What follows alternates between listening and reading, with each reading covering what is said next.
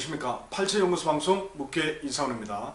환절기만 되면 심한 콧물과 재채기와 같은 알레르기 비염으로 고통하는 분들이 많을 겁니다. 정말 너무너무 괴롭고 견디기 힘든 이 증상을 해소할 수 있는 방법이 혹시 없을까요? 이럴 때 크게 도움이 될 수 있는 식품 하나를 소개해 드릴까 합니다. 1년 중에서도 거꾸로 날리는 계절이나 환절기만 되면 특히 고생하는 분들이 많습니다. 9월 초 딱 지금이 그런 계절인데요. 이 재채기가 쉴 새 없이 터져나오고 콧물이 잠시도 쉬지 않고 줄줄 흘러내리면 일상생활이 힘듭니다. 어쩔 수 없이 약국에서 약을 사 먹으면 일단 이런 증상이 먹긴 합니다. 그런데 졸음이 쏟아지거나 머리가 멍해지는 경우가 많습니다. 비염과 연결되는 이 뇌의 특정 부위를 마비시켜 증상을 억제하는 것인데 그 영향이 이 뇌 전체까지 미치기 때문입니다. 근데 문제는 이 비염약을 반복해서 복용하면 이 뇌 건강에도 크게 좋지 않다는 겁니다. 그리고 모든 약은 이 간과 신장에 크게 부담을 준다는 것도 역시 문제가 됩니다. 자, 급하면 어쩔 수 없이 약을 먹어야겠죠. 하지만 환절기 심한 비염 증상을 이겨내려면 결국은 근본 원인을 찾아서 해결해야 됩니다. 가령 면역기능 저하, 폐의 허열이나 혼행, 위내 정수 등이 되겠지요. 당장 이와 같은 원인을 찾아 해결하기 어렵다면 적어도 몸을 크게 상하지 않으면서 증상을 해소할 수 있는 방법을 적용해야 됩니다. 저는 어릴 때부터 코에서 목까지 많이 틀어져 있고 그런 구조적인 문제와 이 스트레스와 만성 피로가 쌓여서 늘 면역 기능이 약한 상태였습니다. 그래서 꽃가루 날리거나 지금처럼 환절기만 되면 심한 이 재채기와 콧물로 고통받았습니다. 물론 제가 익힌 이 좁쌀 침을 처방하거나 특정 이 혈자리에 자석을 붙이면 빠른 시간 내에 비염 증상이 좀 진정되긴 합니다. 그런 내용들은 이전 그 방송에서도 제가 소개한 바가 있습니다. 하지만 그런 처방은 한열과 육기를 강하게 조절하거나 체질적인 문제가 있어 자주 사용하기에는 부담스러운 면이 있습니다. 비염에 좋은 음식 같은 경우도 체질에 맞지 않으면 효과를 보기도 전에 또 다른 부작용이 생길 수 있어 누구에게나 적용하기 어려운 점이 있습니다. 가장 대표적인 것 중 하나가 작두콩이죠. 이 작두콩 비염에 좋다고 알레르기 비염에 좋다고 널리 알려져 있습니다. 근데 참고로 이 작두콩은 폐가 약한 태음인 목체질과 한소양인 토양체질 정도만 체질적으로 유익합니다. 다른 체질들은 좀 부담이 된다는 거죠. 먹으면 먹을수록. 자, 그럼 체질을 크게 걱정할 필요 없이 누구나 마실 수 있을 만한 그 식품은 없을까요? 뭐 당연히 있습니다. 식품으로 사용 가능한 약재 몇 가지를 달여서 만든 비청해를 한번 드셔보십시오.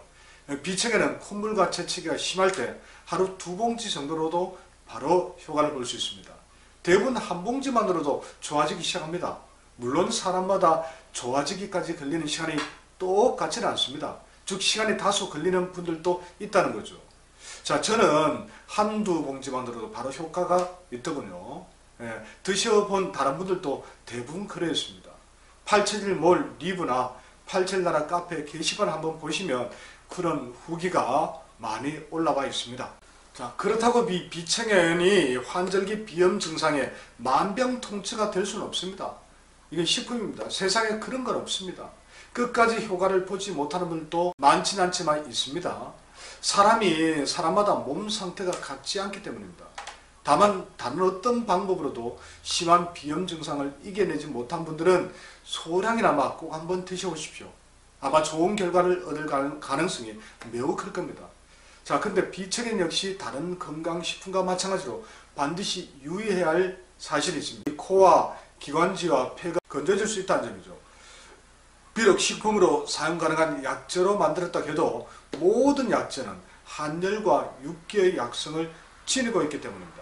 즉 비청해는 이 마른 기침, 목이 칼칼, 이 코속이 건조, 열이 위로 올라가는 상열감 등의 증상이 있을 때는 그런 불편함을 더 크게 만들 수 있습니다. 이런 분이라면 비청해 대신에 다른 방법을 찾으시는 것이 좋겠습니다. 자, 그런 방법 중에 하나가 분말 비타민C 섭취입니다. 매 끼니 식사 중에 분말 3g, 분말 3g은 알약 3알 정도 분량입니다. 이 정도씩 섭취하면 이 70% 내외 정도는 대부분 좋아집니다. 저도 직접 경험한 내용입니다.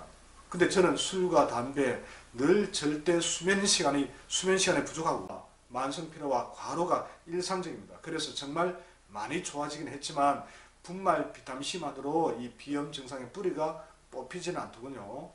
그래서 여러분께서 저처럼 몸을 혹사하지만 않는다면 아마 분말 비타민C만으로도 80% 이상 좋아질 거라고 저는 자신합니다. 실제로 효과를 보신 분들이 너무 많습니다. 근데 비타민C가 왜 비염 증상에 좋은 걸까요? 궁금하지 않습니까?